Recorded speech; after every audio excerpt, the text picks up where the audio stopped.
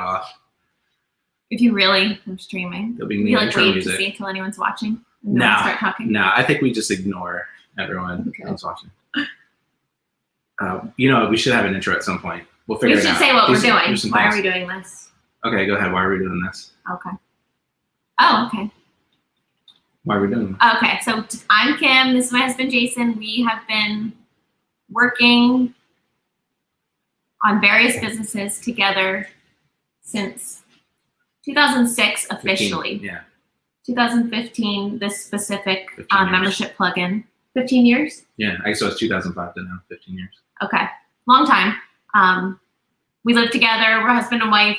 We raise a family together.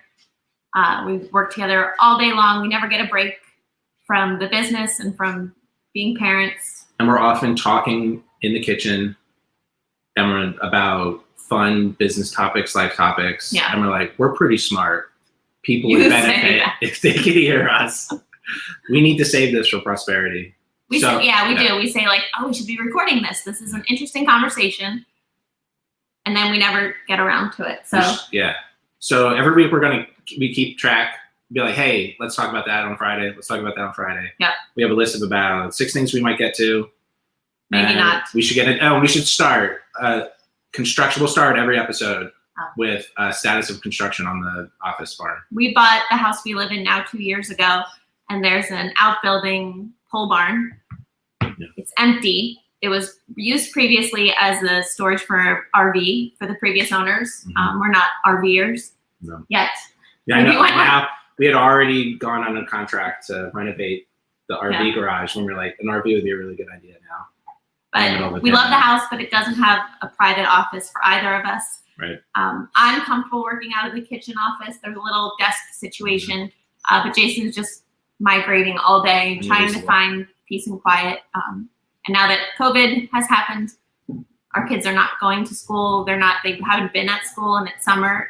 So they're here with us, taking over Jason's desk and more. So we wanted to start building the office last year before the summer, but we kind of missed the boat. And then we're like, hey, let's start next spring. This spring came around, and then there was COVID. Then it was delayed a bunch of months. It's finally like breaking ground. Yes. Like there's a giant iron beam inside of the garage, and next week they're coming to frame it. And hopefully, it was like 12 weeks from now, it's supposed to be done. So we can have like 12. Is that double the estimate of 6? We're at least going to do episodes of this show until the office is done. We'll see. Yeah. So that's the status now. Status is not livable. I-beam up to precariously. The loft. Don't go in there. It's not safe. We were told. So that's all we have so far. So next week it's supposed to be framed. We'll see next Friday where we're at. Okay. And then you start the first topic here, Kim. Okay. First topic is about the Shape Up book and project management system. And this week we just ended like a Shape Up cycle. You could explain maybe what Shape Up is, and then maybe just dive also into like how you felt about this past cycle. Okay.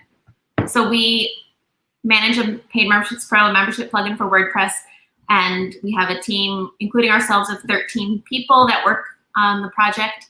And up until the beginning of this calendar year, how we decided what to work on was very fluid. It was kind of based on what people were interested in. It was kind of based on the need. And a lot of times it was just a fire drill for an issue that we found that we had to fix rapidly. We're getting to a place where the team has grown and the business has grown, that we're able to take a step back and better evaluate what we're going to work on and why. So the Shape Up idea is initially used by the product Basecamp, and it has you collectively write and design a 6-week, a 2-week, however many weeks long project centered around a specific goal. And then as a management team, review the projects that are up and available, and then choose them and put them out on the schedule for that next cycle term. So we did this. This is our second cycle. Yeah. We've completed. We skipped a cycle when the coronavirus chaos began and just kind of abandoned any high expectations. We were focused on support and kind of treading water and making sure our team stayed sane and safe.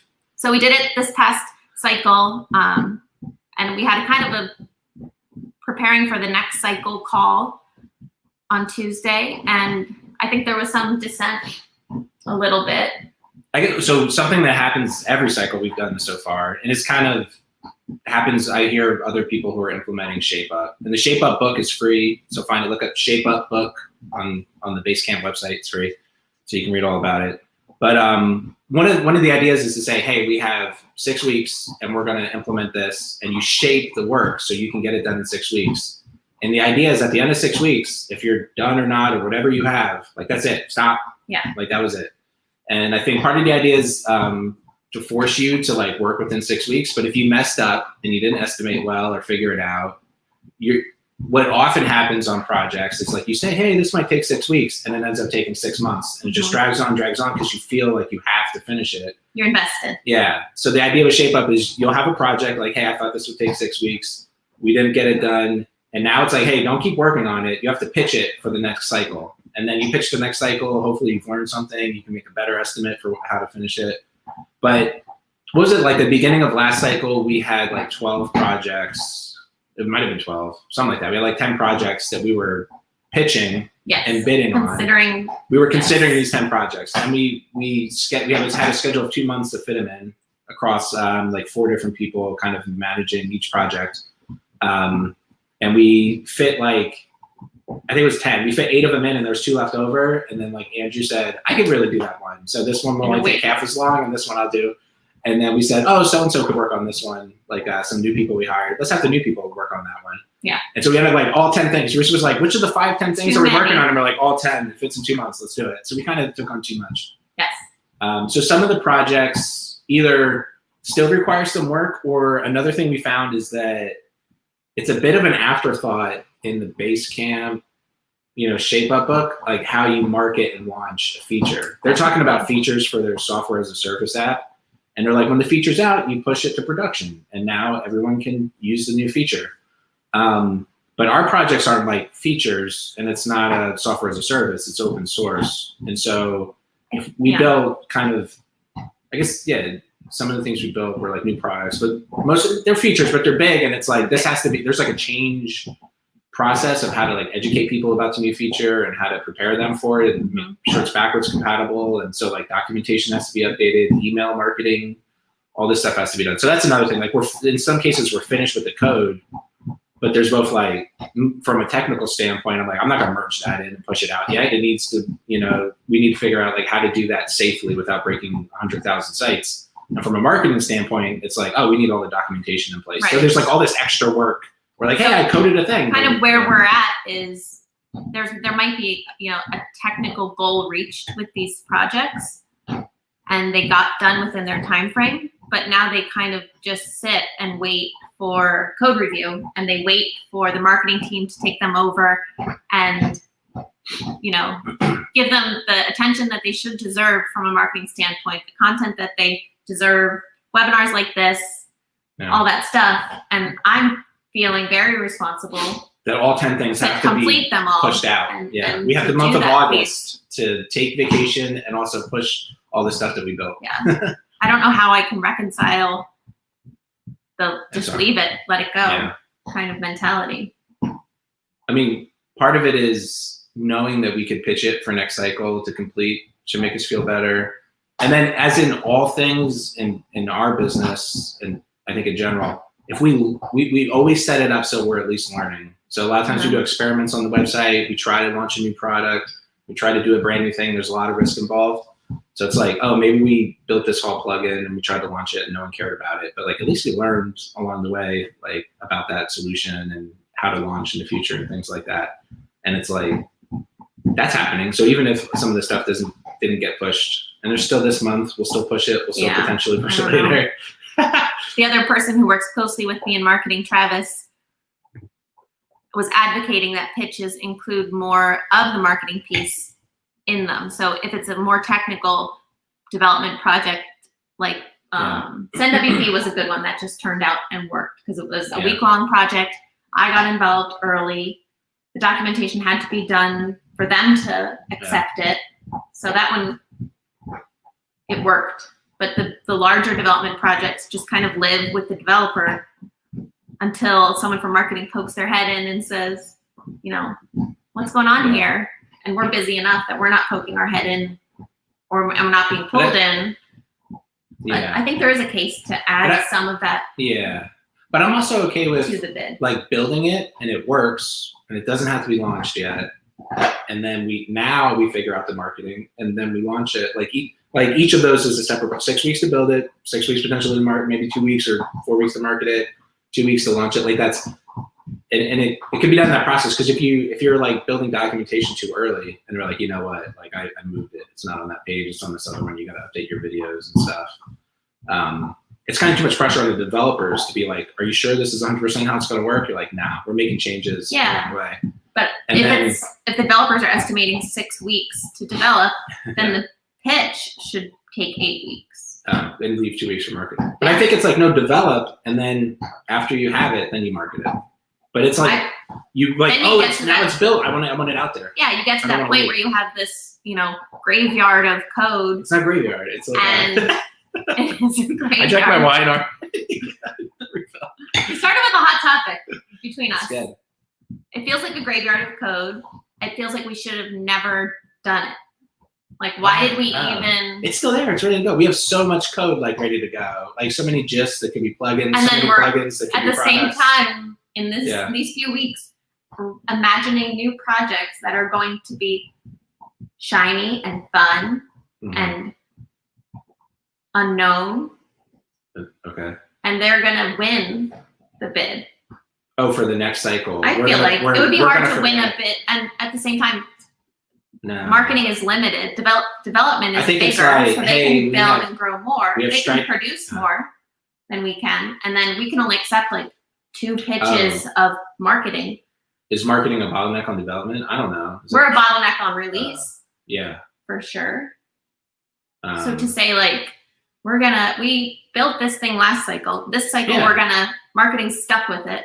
Stop it. No, this is fun. Like you got this new stuff we just launched and now you get to push it out. Then there's a limit of how many bids can be accepted by the marketing team. And like development team shouldn't always be building complicated things that need documentation to release. If like there's a backlog of stuff that needs to be marketed, it's like, oh, this cycle, let's fix obvious bugs. Let's fix things that don't require marketing input. Let's refactor code. Like a refactor update is like no one even notices. You're like, yeah, this took me 2 weeks to build and you won't even notice. How do you go into the bid optimizations table with that, do you communicate that now to the people writing pitches and say, this cycle is going to look like this. And this is what we're trying to do. Like we have this backlog, not a graveyard, but a backlog of stuff. So we know that we want that. Yeah. It's no-brainers to accept those. And the other thing that would help is we have a weird team where we're not full-time, we're part-time. Like we have to handle support and development. Okay. It's like my job. Oh no, we're all full-time. We're more than full-time. We're full-time, but like we have to maintain the business and support it and kind of do a lot of day-to-day activities. And so we don't have 8 hours to develop. We have like 4. Yeah. So the cycle that's suggested on Shape Up is six weeks, and we did like 8 weeks, 10 weeks almost, like 2 months. And I think it was 9 weeks we came up with, but 2 months. But we were like 2 months on, 1 month off instead of 6 weeks, 2 weeks off. And that's like too long because you feel in the middle, you're like, man, that stuff we did like last month, I want to release it. And I'm like, well, now I'm supposed to work on this. So we're going to do a shorter cycle and hopefully that helps too. Where like there's less time in between. Yeah. And accept less things total. I felt that way after the first one. The second one like solidified it, like too many things. Hey, I have an idea about the podcast here. Oh. Whoever brings up the topic, we'll keep going back and forth. Okay. The other person should get the last word. Oh, it's okay. Going for it. We'll figure it out. We're nice. Okay. But if we are trying to figure out the last word. So you get the last word on this one. We're going to switch topics now. What's the last word? Like, do I make a decree? Oh, because when we get to like 10 minutes on a topic, and we say we got to move on. We got to move on. And you're like, you'll get the last word though. Okay. Figured it out. Okay. The next topic, homeschooling our kids. Oh gosh. So like a lot of folks with kids, we have an 11-year-old boy and an 8-year-old girl. And our kids were going to a private Montessori school for the past 3 years up until this spring. Yeah. And I'm on the school board for the Montessori school too. So when COVID hit, like a couple weeks before like the general lockdowns went in, I was like, hey, this thing, you know, like, what are we going to do? We should potentially close the school. And we ended up closing the school, and they did like a remote at home. Yeah. So it was like virtual over Zoom with the classrooms. And like to give credit to like both the administrators at the school and the teachers, like they did an amazing job. Yeah. And like, I think there was like 2 weeks. We took 2 weeks where we shut it down. And even then, they shipped something home in the middle, like 1 week after. Yes. So the school's closed for like 1 week, and they figured it out. Like, this is how we do it virtually. And a lot of these teachers who hadn't done this kind of stuff before, like, set up a program from scratch. And I think in our case, it's a private Montessori school. They did a better job from what we hear of like the public schools around this area in terms of like actually staying in touch. But that said, we had like a few months of that at home, and we're like, yeah, it's not so great. It was kind of it's distracting for us. Like, you can. Especially our 8-year-old, she won't sit in front of the computer and actually stay focused on the teacher. And she'll get assignments, and like the teacher can't really do math with her over the screen. Like, one of us has to be next to her and like be her teacher for that moment and do math. That's something every parent everyone's doing. Was facing last school year and will be facing this school year, you know? So when so we were like, hey, let's just coast out the end of the year, and then we'll figure out what happens in the fall. In the fall, so we're like, hey, like, you never know. Stuff's changing every month to month. It seems like the virus is getting worse, not better. Right. In terms of spreading and health. Public schools are closing. Our private school is staying open, like, and I'm on the school board. I'm one of those, like, I read these tweets, and it's like, how hypocritical to keep your kids at home and then as a school board decide to open the school and figure out how to keep it safe. We don't have to get in that. I think that's tough because when the staff and the students and the teacher and the parents all went to school to open, like, you're like, all right, here you go. We'll open and sign the waiver, and here's how we're trying to make it as safe as possible. But personally, I'm like, I'm not going to send my kids there. I don't want, mostly the uncertainty. Like, when someone gets sick or something happens, or you're going to be worried about this if it doesn't happen. It's like, okay, the school has to close for 2 days. We have to clean it. It's sick. And I'm not good with uncertainty. I'm like, I'm going to know. And our kids aren't either. That would really rip them apart to start, and then have it happen. It would be the morning exactly over again. You know, this like joy that I'm going back, and then the morning period that it's over again. Yeah, and it's just every day they'd have to worry about it and think about it, and like, I don't know. So it's like, hey, this is an opportunity to learn, and like, let's try homeschool. How can we do it? I've been reading up on homeschool. I've been reading up on unschooling as well. Unschooling. So homeschool, Kim, and then we got to like 58 to talk about this maybe. Okay. All right. So homeschooling is, teaching your kids at home. Yeah. And in Pennsylvania, you apply for homeschool. You have to keep track of the books they're reading. You have to schedule one appointment at the end of the year with like a consultant who looks over the work the kids have done for the year. So you have to, like, the same thing we did kind of Montessori. They had a best work portfolio of like the stuff they were learning every month. You have to collect that and then present it to the consultant, who then tells the school district, like, yes, they were really doing schooling at home. Third grade. Yeah. And they have like a recommended curriculum for every grade level. Kids should know this, and that, and the other thing. Unschooling is like, don't even do school. What's the point? Like, take them out. Like, you can, in Pennsylvania, other states, it's all different. Pennsylvania, it has to be like on religious grounds. You're like, I don't even want to send my kid to school. And it sounds extreme, but like, and it's kind of a hippie thing. All these hippies online are like, it's fine. Like, humans learn. Like, we're natural learners, and actually school isn't the best environment, and you don't have to push a kid. Like, when they're ready and they want to learn something and they get interested, like, they'll learn. If you're there as a parent to kind of be available for them and be like, oh, let me help you learn that thing you're interested in. It's kind of like, you could like take as many like World War II tests every year in school, and if you aren't interested, you're not going to remember it. Like, you come out of school and it's not like you really know what happened in World War I. But if you're like, you get really into it for a week and you watch like 5 documentaries and like read a couple, like, you now are like, in my adult life, I learned things like, I'm going to learn about homeschool, and like, I absorb all this stuff, and like, I learn a ton, like, immediately. That's kind of how kids learn too. And it's like, hey, if you need a GED, like, supposedly I hear like a relatively average intelligence 18-year-old can study for a month and pass a GED or whatever, you know what I mean? And like, get the equivalent of like a high school education in terms of like accreditation. And unschoolers go to college like more often than like 50. And it might be the case of like the type of conditions of the parents, if they're more well off or something, the more likely to go to college. But like 60% of unschoolers go to college, and only like 48% of average students do. So it's not. So I'm leaning towards unschooling, and it's like, hey, it's only a year. Our kids also kind of are intelligent and kind of on pace. Our son is ahead of pace. Learning disabilities that are. We don't have that worry about them falling behind. I should let you talk, but no, this is all you. I need to spend the time. So like the idea is I'll officially, and it's funny that Pennsylvania's going to find us. You said you were going to. Yeah. We're officially going to enroll him in homeschool. Yeah. But I'm going to lean towards the unschooling and like not necessarily have like, you have to finish this math book by the end of the month. Yeah. We're going to just have all the materials available, and what they seem interested in that week, that's on me. Every afternoon, I'm going to stop work and be like available for the kids and be like, you said you were interested in this. All right, let's do it together. Let's do this, and try to make on the fly, make up assignments around this. It's going to be a challenge and an adventure, because it's crazy. Like my daughter, we get in fights like when we do like math homework together, and it gets really brutal. It's like the worst.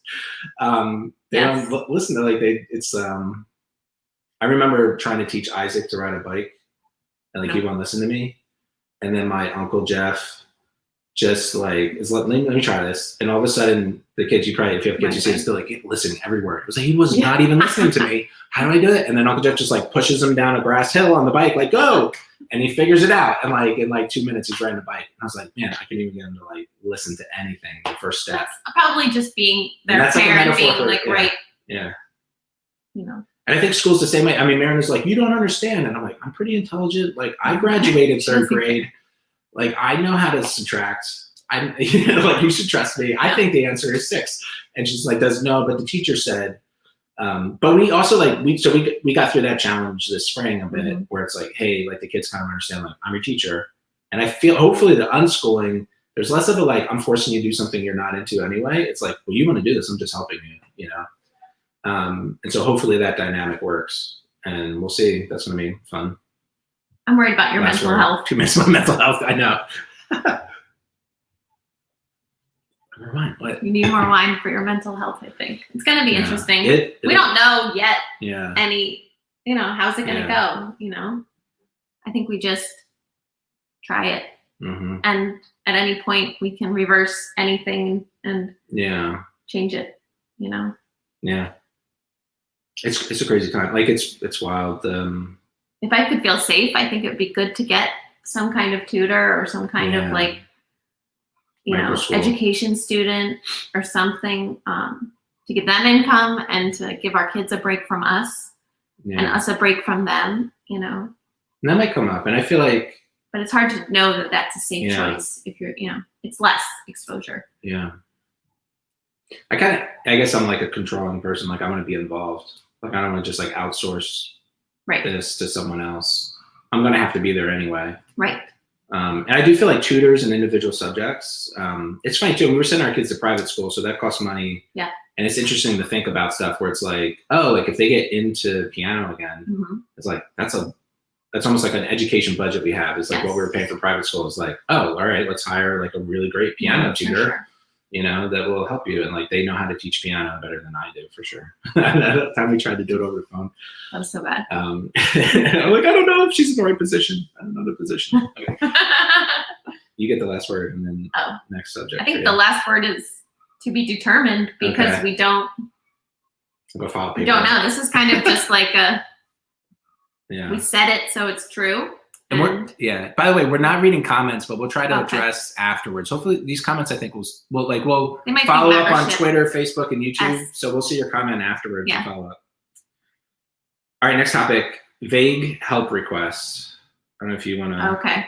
Oh, can I zoom in on this so you can read it? I guess this is, we talked about how, well, this person better not be on. No, they're not. Part of this is to expose what running a membership business is like, what working remotely is like, what living and working with your spouse is like. So it will be a mix of life topics and business topics, I guess you would say. Neither of us are a member of any type of mastermind group. Yeah, like no private one. A long time ago on social media, we tried to find other founder couples, couples that work together. It would be weird to be in a mastermind group separate of you.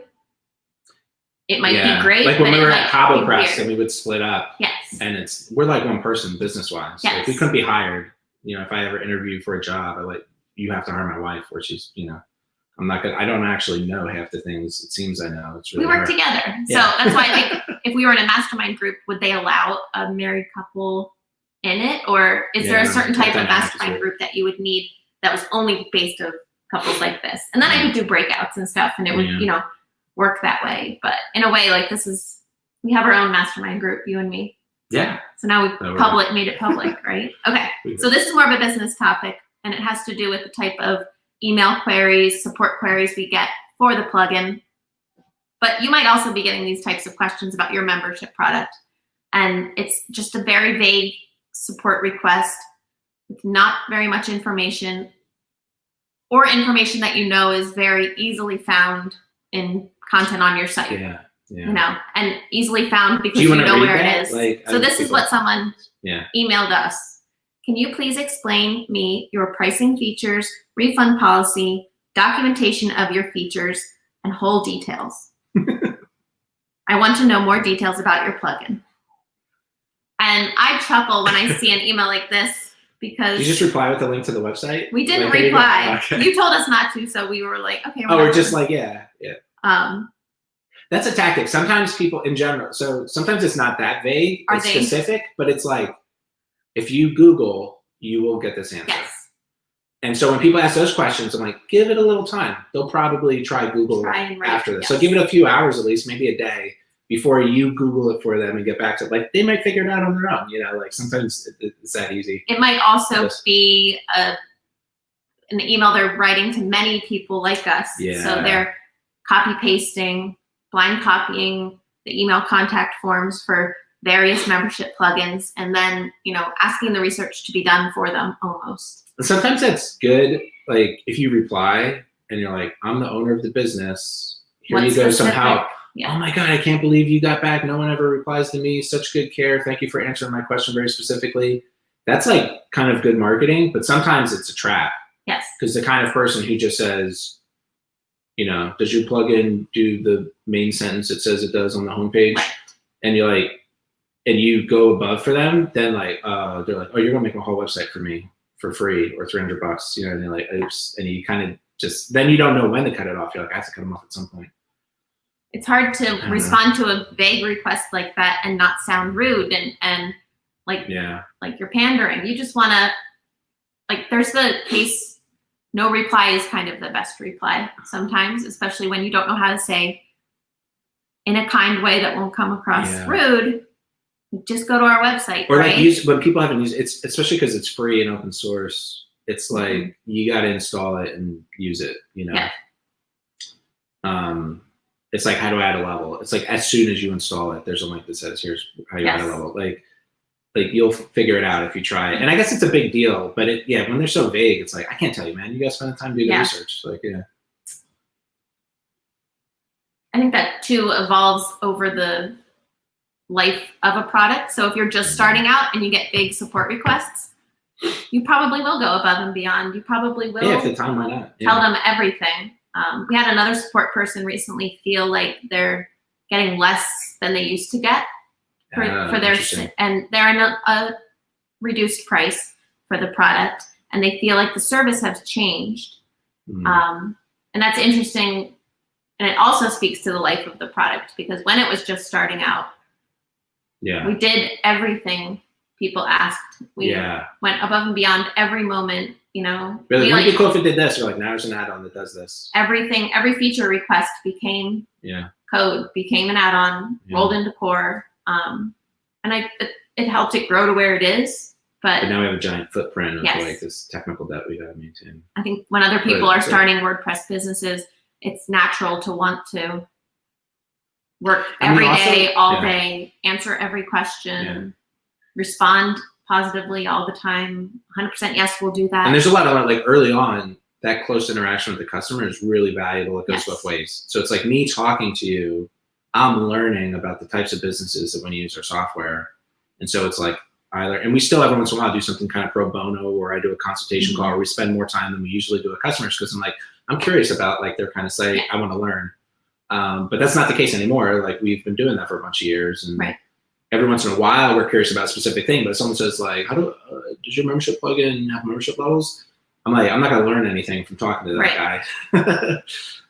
So yeah, early on, it's good to like be that close and attentive. But yeah, then people feel it when you aren't. Yeah. I don't know. It's tough. We see that with our support team with Mary's on. Hi, Mary. Hey. I will read that comment. Does it tell us when we started? I don't know. It was like 30 minutes. So we got that's good. 3. We're doing great. Okay, good. I was just going to say, for our support team, when they first start, they also want to go above and beyond. They're learning. Yeah. They're learning the customer. They want to do a good job and keep their job. They want to make the customers super duper happy. Yeah. We want them to. We don't not want happy customers, but and a lot of them come from a general WordPress development. Maybe they were, worked at an agency. Maybe they had their own, subcontracting of building sites. So they used to interface directly with the client, bill hourly, and do everything the client wanted. Yeah. It's a lot different with a product like this, where I talk about there that has to be a line. The going from consulting the products talk that I've given a couple of times. It's on WordPress.tv or the Stranger Studios blog.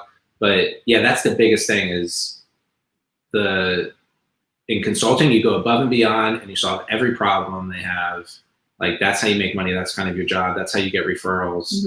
And sometimes you have a bad customer and you're like, you figure it out. And even then, like people can be like absolute trash to you. They're not paying you and you're still keeping on a smiley face. Yes. And you're like, I guess we're just not a good fit. And maybe this other company would be good. And you still try to help them, Right. It's like, but that time intensive handling of customers doesn't work when you have 100,000 users and like 10,000 customers. Right. There's not enough time in the day for us to even spend 5 minutes on every customer replying to an email. So it's like every minute counts and so it almost feels bad because like as someone who comes from a consulting world where like you go above and beyond and make everyone happy and like you never have a sad customer, even like the ones that are bad customers don't even know because you're so good at like masking it. Like behind their back. Yeah. So it's like you just do it to like you just don't have time for that at scale, and so you can't go above and beyond, and you see these red flags where like someone wants something, you're like so it's hard that you can solve someone's problem, but you won't because I'm not going to spend time solving your problem. I could build a whole website for you. Yes. I have to do this other stuff because this is what I think is important to maintain this software and business and all that stuff. And so you see red flags and you just kind of know like will me spending 2 hours helping them this very specific issue be the end of it? Or is it just going to lead to the next thing? And then they're like, wait, and sometimes it's funny. They ask for support. They're like, can you get that other guy? Like, cause he just like did it for me. And we have a checkbox that says, if you do custom code, like that's it and done. Now I'm not allowed to. So you try to tell, but and you can't, it's hard, man. Like it's hard to explain how, to some folks, some people are ready to pay and like, but then we're not equipped for that either. It's like you need a real consultant who's going to answer the phone and do everything you want. Like that's not us. Really like we could, but we can't, and it's tough. Yeah. Yeah. I was supposed to have the last word on that one. Oh, you did maybe. I guess I did. Yeah. Vague help requests. They're funny. We share them around. They're funny, but like, yeah, I guess it's a thing we internally we're like, how do you handle these? Okay, next topic. I'll start. Okay, this is a good problem to have. What to do with excess cash? We have good jobs. We pay ourselves well, and then the business is making money. Yeah. We're very lucky in this time of COVID where like people are going online and starting online businesses and trying to get paid online, which is like has been our business. Yes. And so business is better than usual. And we have our own COVID problems of like trying to like maintain staff who's all distracted and for good reasons and busy and stuff. It's leveling out. And kind of maintaining the load and things like that. But getting paid is not one of them. Let's see. In the past, it's funny. We keep like what do you call it? Like a safety net or like is that the right word? I don't know. Cushion. Yeah, of cash. Both like personally. Yes. It's like, hey, we have this much. It's like 6 months expenses kind of a thing. And then in the business, same thing. Like, hey, it's at least this many months of like payroll and expenses. But which is a good idea, I think. Like it's something I don't know. Sometimes I see people that are like, I think I was talking to someone who's like, what would you do if you had $100,000? And I was like, I don't know. Yeah. Like I would keep it in the bank for safety. And like, it was almost like there's a type of business person who's always at the edge. They're in debt, they mortgage the house. And like, if they weren't like, cause you know, like we could have a hosted version of PM Pro. We could have another version. We could, you know, hire twice as many developers and tackle everything at once. But I feel like it would spiral out of control and we wouldn't do well. But some people push as hard as possible and leverage. Yeah. But we don't work that way. We've been kind of risk adverse. So we have cash saved up. And now there's like some extra from the past 3 months have been good. And it's like, we have a general idea of like, when there's excess cash, we invest it for the future and for the kids and stuff, and we make investments. But we kind of have this cash where like, we don't want to just take it out of the business and make it an investment for ourselves. We want to still be kind of safe with it because who knows, you know, what's going to happen like in the economy months from now or the business or something like that. Yeah. So I guess it's on my mind. One thing I learned was this trick of sorts of taking loans against brokerage accounts. So say we had $100,000 extra. We want access to that cash in case we need it. So we don't want to like buy a real estate investment that we won't be able to sell right away. Something locked up. Okay, yeah. But we could buy stocks and you could sell stocks kind of whenever on a market day. But also, even if you have stocks, you might not want like, oh, like I bought the stock and now it's down, but it's a good investment for 5 years. I definitely invest stocks on like a 5-year timeline. So you don't want to just like have to be forced to sell a stock to raise money. You're like, hey, if I'm investing in the market, I want to be able to like know that money will be around. So there's a thing you can do like, we can do this with E-Trade where like say we had a $100,000 account. E-Trade is like for up to half of that for like 2 to 5% interest, annual interest. They will give you a loan. So if we had $100,000 invested in stocks, E-Trade would give us $50,000 cash. We would pay up to 5% on that every year on that cash. So it's a way for us to kind of still have a safety net, but access to cash.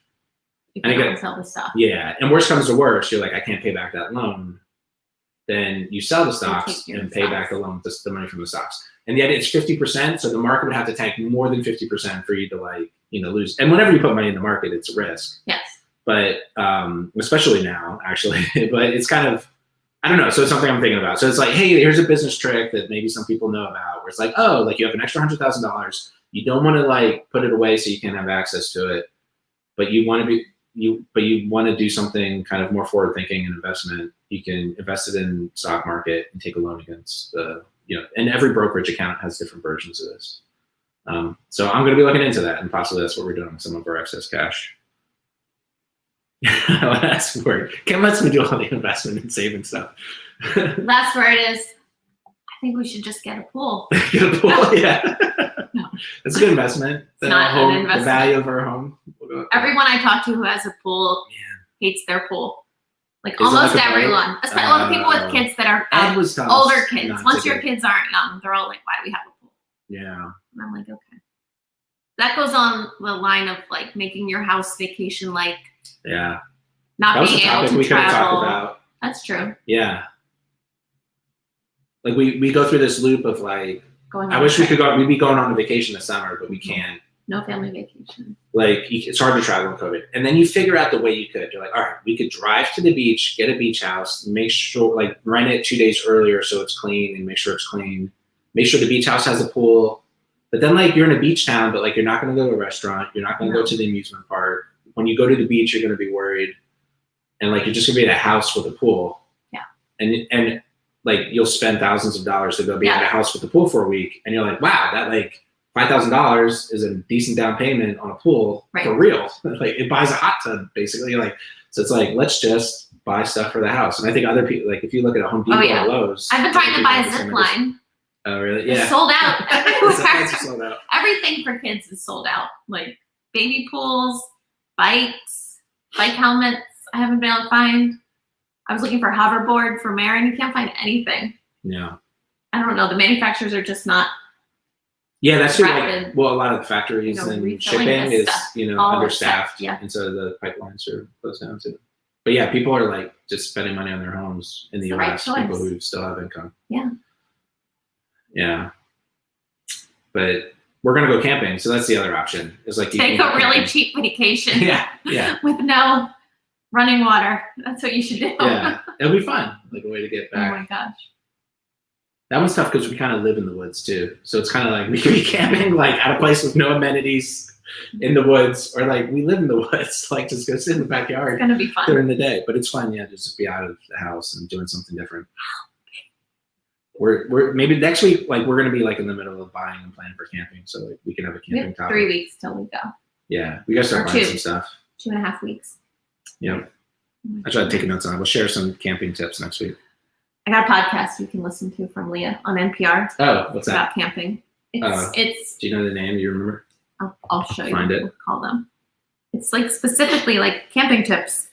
Camping It's Tips called Podcast. Very cool. New to Camping. Here's how to get started on Life Kit. Hey, Jared. Hi, Jack. All right. This one's mine. Next topic, you can introduce one. You Okay.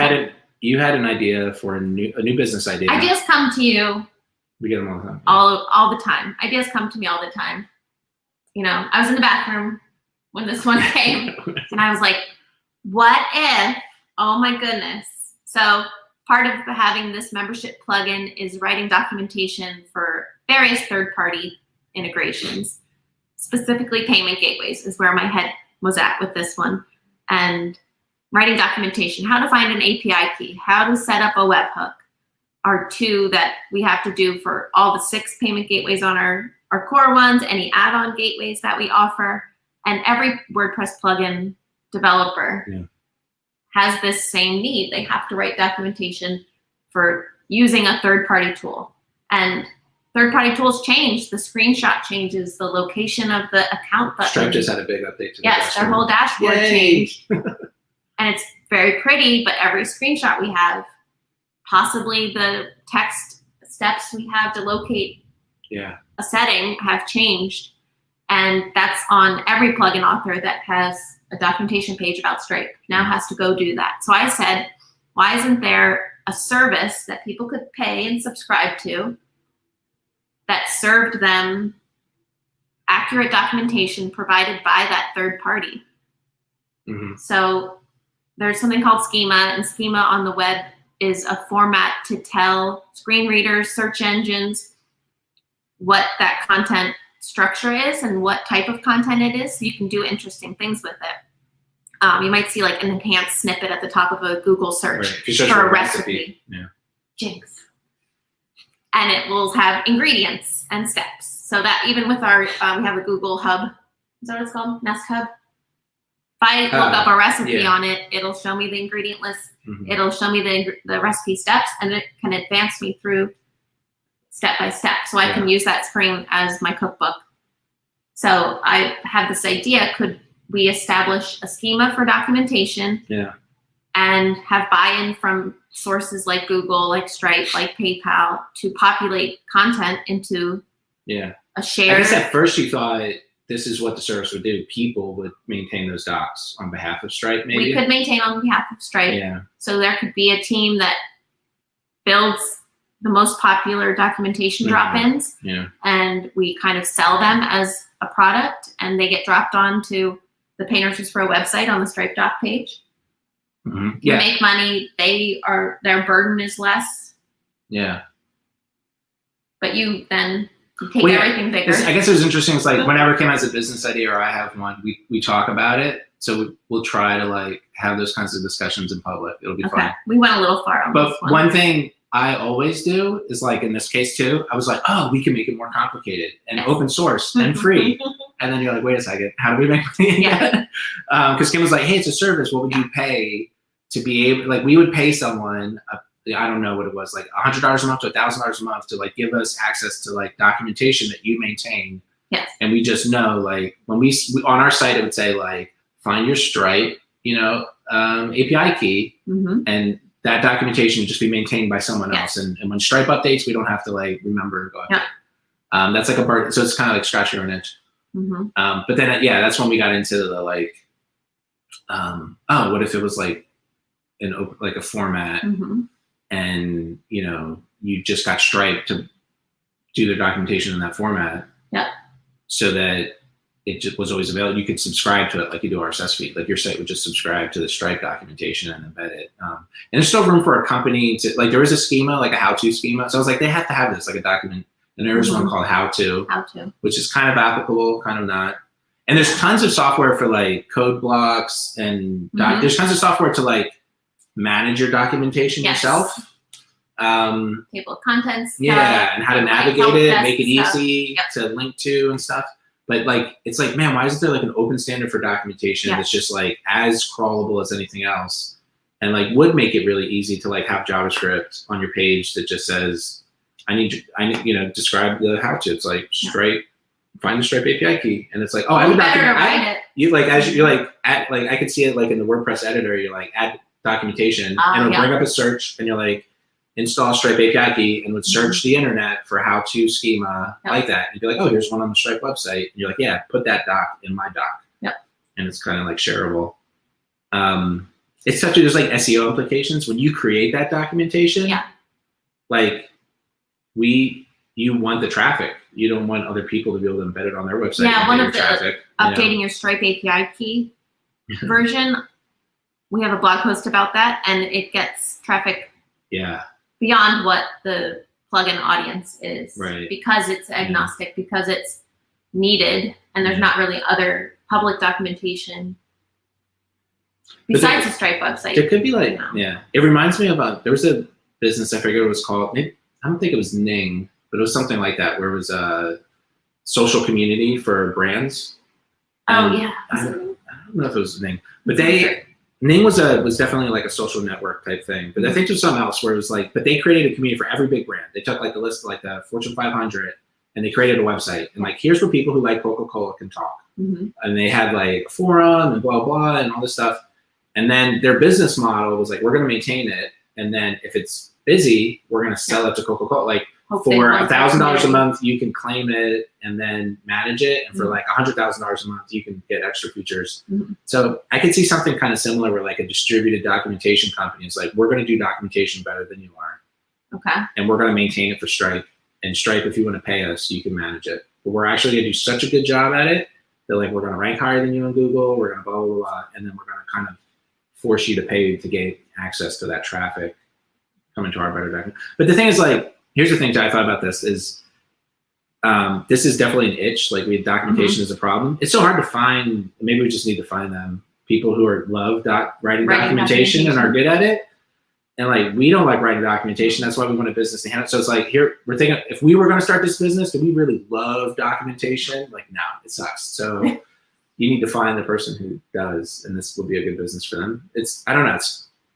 There's something in there. I think you could build an MVP. I wonder how you submit a schema, or do you just?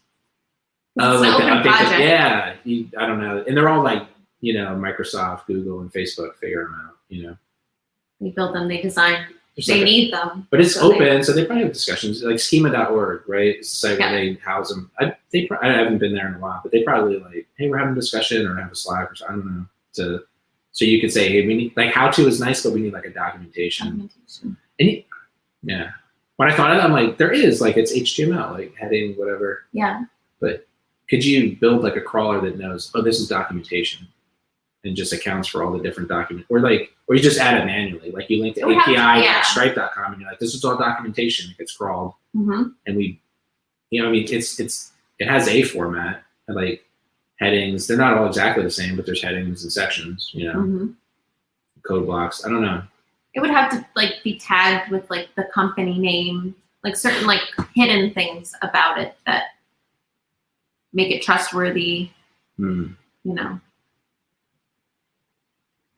Yeah. And maybe like the URLs to the it would feel really spammy official sometimes. doc on the probably business site would have to be a part of it, so that, because we do that often, we'll put like a portion of the documentation, like if you really, here's Stripe's documentation about APIs, and go there and read it. So it would be like, that's the thing. Like I always want to link to the source, but like their documentation is not good, so we do it like we have to, because we can't. Their documentation's out of date. That's true. That's funny. Yeah. It's like, I'd rather just link to PayPal on how to do something, but their documentation. Anyway. Excuse me. Excuse me. I think there's opportunity there. Documentation company. Maybe there are. It's funny. Like there's the ones probably that people write tackling this. for It's you. interesting, like if we did research. Yeah, it is. Yeah, I mean, This is just if different. we hired one person, like, and people are like, hey, this documentation is out of date on your site, and you have to put someone on it to update it, and like that's the nature of it. Man, some people are like so upset though. It's like, look, Was there an angry person? yeah, I guess I'm thinking of how, like people get upset that documentation is out of date or like an integration is out of date. And you're like, I don't have to tell you, but like the web moves and changes. Like, and it's actually it's frustrating about the web. Like, and all us old timers who've been in business for 15 years and working with like the old school HTML, it's like like in 2005, like websites worked, Right. They still worked. And did they really, like 15 years later, do they need all this new stuff? Like, there definitely was no paid memberships pro to make it easy to sell memberships. Like, it's way easier now. But like you can never like just freeze in time. Like, I don't know, like a microwave is like, this cooks your food. And like, it's not innovating anymore, really. Yeah, like when you hold the button, it automatically starts. Or we got different knobs. We got a popcorn button. Like that probably came out like 10 years after the microwave was invented. And like another, like they're pretty much the same forever. And it's like the microwave just works. And it's like refrigerators, it's like, I don't know, I mean, people are trying to push it. Like your refrigerator talks to you or whatever. But for the most part, it's like this technology is frozen. Like it's going to work forever. Yes. You buy a refrigerator, it's not going to like stop working. But you buy a website and it's like 5 years later. It's like, my website doesn't work anymore. How comes? And it's like, I don't have to tell you, but like the web moved and like it takes work to like catch up and like, so it's a tough, I mean, whatever, that's a problem in business we're in where you have to like constantly update your documentation and your source code and stuff. And so, people get frustrated with it, but that's the deal. I don't know. Like it's, I guess we live in it every day. So someone's like surprised, like, why is that out of date? How could that possibly be? And you're like, have you like not used the internet? Like there's like, like untrue stuff all over the place. Like there's out of date stuff all over the place. Like you kind of have to develop a skill to pick it up.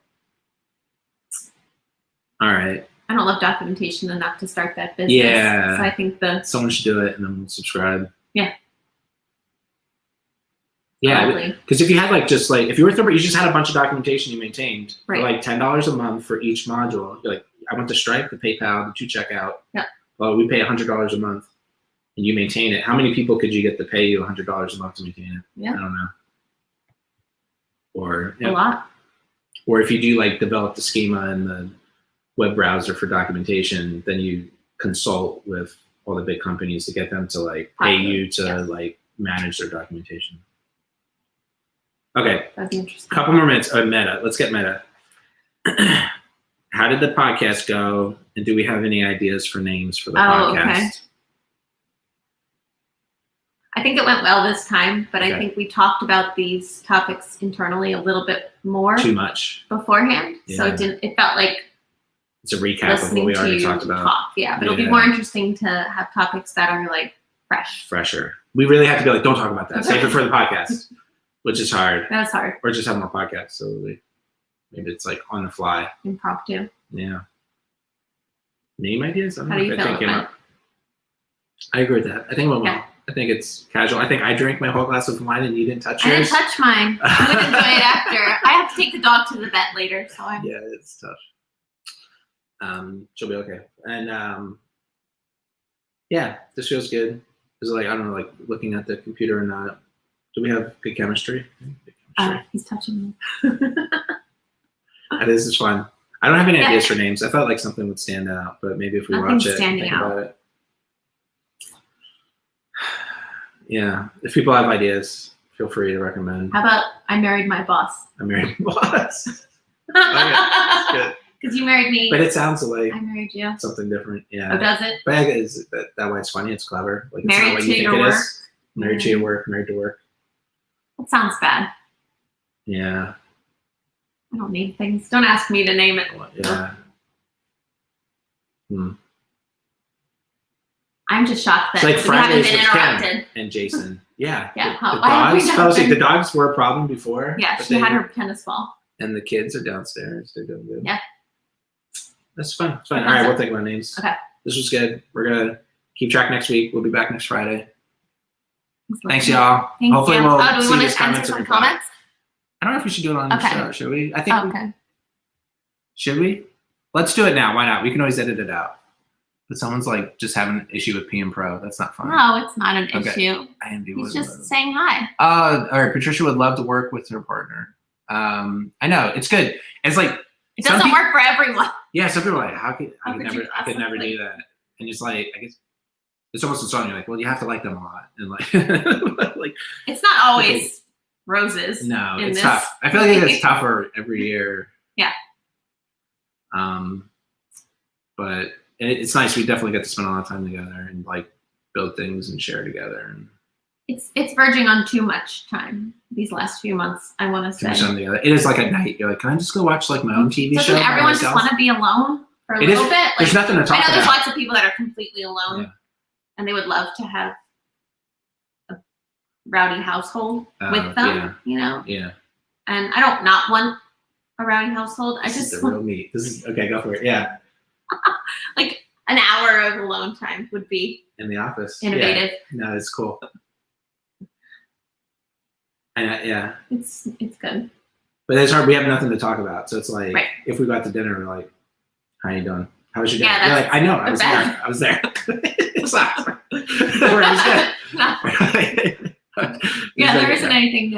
Yeah. That's why you bring up really And random then stuff. yeah, we're gonna have a segment next week, Nerd Shit, where Jason Oh. talks about Bitcoin and I'm gonna walk away.